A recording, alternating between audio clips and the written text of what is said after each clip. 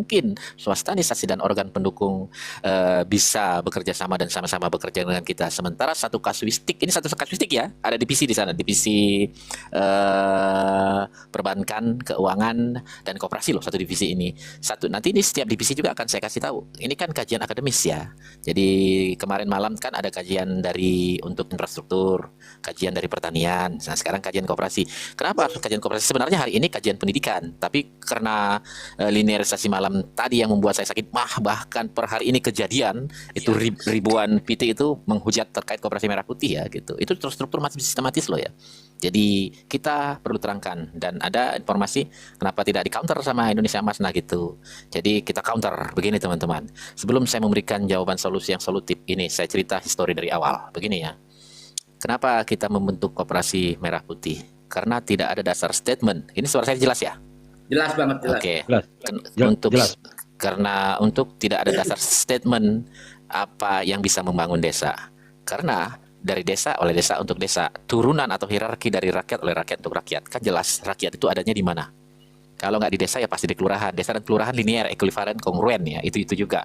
Perbedaannya hanya terkait tata kota saja, tata laksana. Ya termasuk tata letak, tata ruang, dan tata kelola ya sama gitu ya. Jadi ini dengerin teman-teman. Berarti ujung tombaknya di desa. Berarti kalau 3 miliar cukup nggak untuk membangun desa? Tidak cukup. 100 miliar tidak cukup juga. Berapa yang cukup? 1 triliun cukup kayaknya.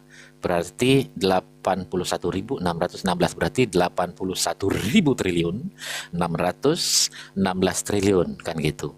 Belanja APBN kita aja 3,3 ribu sekarang kalau per tahun loh. Kalau untuk kenapa saya mengatakan tidak pasti 3.000 sekian? Karena kan di sana ada penyerapan dan serapan anggaran yang tidak tepat.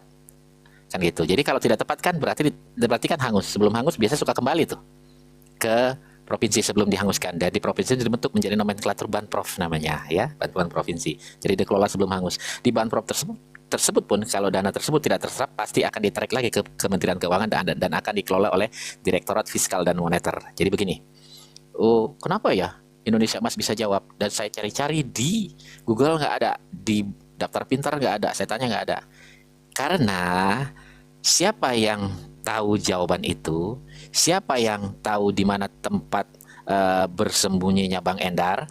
Pasti ya Bang Endar. Kenapa yang menyembunyikannya Bang Endar? Paham maksudnya? Belum Bang. Belum ketemu. Emang orang tahu di mana tempat sembunyinya Bang Klotek? Yang tahu cuma Bang Endar. Kenapa? Karena Bang Endar yang menyembunyikannya.